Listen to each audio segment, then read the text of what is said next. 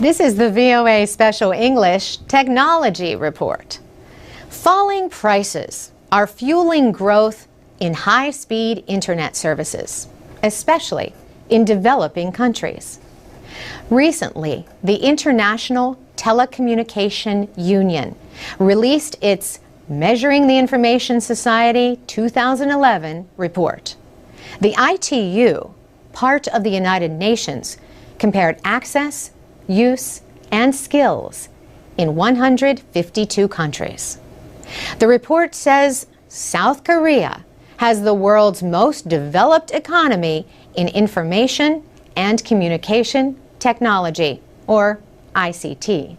Sweden, Iceland, Denmark, and Finland were also among the top 5 in the ICT Development Index. The index compares 2008 and 2010 scores. Saudi Arabia, Morocco, Vietnam, and Russia had some of the biggest improvements between those years. Susan Teltscher is head of the ICT Data and Statistics Division at the International Telecommunication Union in Switzerland. She says most of the growth has come from one source. Mobile broadband is now leading the growth race among the different ICT indicators, much higher than the other key indicators that we look at, like regular mobile phone subscriptions, fixed telephone, or fixed broadband. And the good news is that it's also starting to grow in developing countries. Mobile broadband subscriptions reached 872 million by the end of last year. 300 million of those are in developing countries.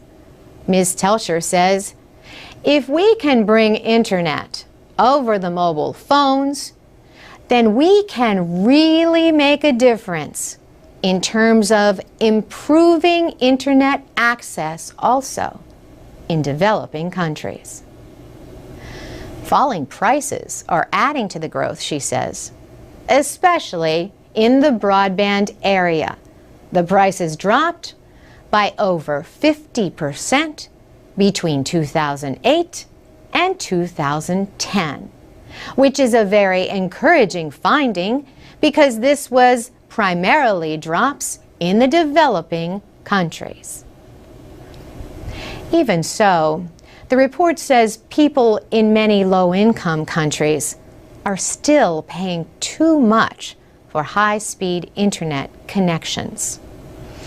In Africa, broadband service for a home or office cost almost 3 times an average monthly income last year.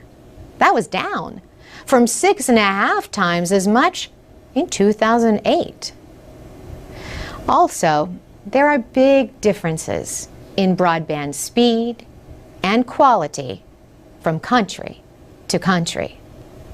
South Korea has Asia's 4th largest economy. Susan Teltscher says, if you look at what they have been achieving in terms of ICT development, it's actually higher than what you would expect given their national income. For VOA Special English, I'm Carolyn Presutti. This is the VOA Special English Development Report. A new study in West Africa shows how farm irrigation systems powered by the sun can produce more food and money for villagers. The study in Benin found that solar-powered pumps are effective in supplying water, especially during the long, dry season. Sub-Saharan Africa is the part of the world with the least food security. The United Nations Food and Agriculture Organization estimates that more than 1 billion of the world's people faced hunger last year. Around 265 million of them live south of the Sahara Desert. Lack of rainfall is one of their main causes of food shortages. Jennifer Burney from Stanford University in California led the study. The research team helped build 3 solar-powered drip irrigation systems in northern Benin. Between 30 and 35 women used each system to pump water from the ground or a stream. Each woman was responsible for farming her own 120 square meters of land. They also farmed other land collectively. The solar-powered irrigation systems produced an average of nearly 2 metric tons of vegetables per month. During the first year, the women kept a monthly average of almost 9 kilograms of vegetables for home use. They sold the surplus produce at local markets. The earnings greatly increased their ability to buy food during the dry season, which can last from 6 to 9 months. People in the 2 villages with the systems were able to eat 3 to 5 more servings of vegetables per day. But making the surplus available at markets also had a wider effect.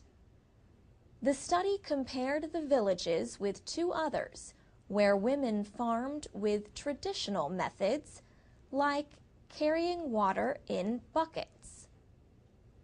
The amount of vegetables eaten in those villages also increased, though not as much.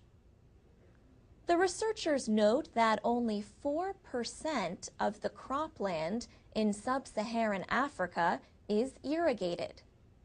Using solar power to pump water has higher costs at first. But the study says it can be more economical in the long term than using fuels like gasoline, diesel, or kerosene. And solar power is environmentally friendly. The study was published in January in the Proceedings of the National Academy of Sciences. And that's the VOA Special English Development Report. You can post comments and learn about other issues in the developing world at voaspecialenglish.com. This is the VOA Special English Development Report. Before refrigerators were invented, the next best thing was an icebox. But another way to keep food fresh is to use an evaporative cooler. A common design is a tall box with several shelves inside to hold the food. The shelves are pieces of metal with many small holes through them. The sides of the box are covered with pieces of thick cloth. Containers of water are placed at the top and bottom of the cooler. The ends of each piece of cloth lie in the water so the cloth stays wet. The cooler is put outdoors, but not in the sun. Air will pass through the wet cloth. The inside of the box will stay several degrees cooler than the outside air temperature. This may be cool enough to keep foods fresh, at least for a short time. Some foods can make you sick if they are stored in conditions that are not cold enough to prevent the growth of harmful organisms. Freezing can keep some foods in good condition for months after the growing season. Yet foods can be damaged if they are kept too cold. The British development group Practical Action says the best way to prepare foods for storage is at harvest time while still in the field. Use a sharp knife and place the harvested items on a clean surface or directly into storage containers. Do not put them on the ground. Use clean water to remove dirt and keep the water clean. Usually, it is better not to remove outer leaves from fruits and vegetables before storage. Without the leaves, food can become dry. Fruits and vegetables must be cool from field heat before they are put into storage. But cooling them in water can spread fungus throughout the food. A better idea is to harvest foods either early or late in the day, then leave them to cool naturally. Some fruits and vegetables must be stored at 0 to 4 degrees Celsius. Any colder and they might be damaged. Some foods need to be stored at 4 to 8 degrees, and some need to be stored above 8 degrees for best results. Wet the fruits and vegetables so they do not become too dry. The best time to do this is before storage. Cover the items in plastic once they reach the right critical temperature for storage. Most fruits and vegetables need the relative humidity in storage to be kept between 85 and 95%. Finally, leave space between the food containers and the walls of the cold storage area so air can flow. Keep the space clean and try not to open the doors too often. And that's the VOA Special English Development Report.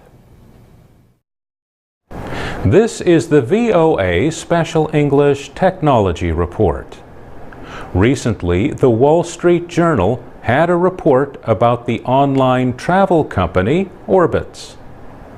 The newspaper said Orbitz shows Mac users higher-priced travel choices at the top of search results than users of Windows. The company began doing this after research suggested that people who use Mac computers spend up to 30% more for hotels than people with PCs. Former Orbitz employee Cameron Ewell is chief executive of a digital media and technology company called Adgent. He says Mac users tend to be more affluent than PC users, so why not target them with the messages that are going to resonate with them? This kind of price discrimination is also known as dynamic pricing. Cameron Ewell says it is a very common marketing tool, especially in the travel industry. He puts it this way: next time you're on a flight, ask the person next to you what they paid for their ticket. For example, if you are a business traveler or you bought your ticket at the last minute, you will always get charged more. Companies have always gathered information about their customers, but now they have a lot more ways to do it. Eric Martin is a partner at Boost Partners, a management consulting company. He says a salesperson in a store can only assume certain things about you based on your appearance. Online sellers, however, have far more information to work with, including information about which website directed you to them.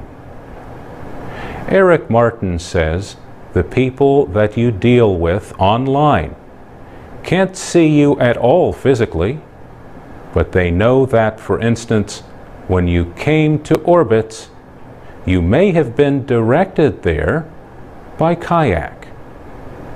Kayak is itself a comparison site, and that may then lead Orbitz to believe that you're searching for deals. Information about the referring site is only one of the things that a site like Orbitz will consider. Is the person a return visitor? Which hotels has this person viewed in the past? Websites collect this kind of information by placing small files known as cookies on a person's computer. In the case of Orbitz, Mac and PC users were actually given the same choices. However, they appeared in different orders. For Mac users, the higher-priced hotels showed up higher in the search results.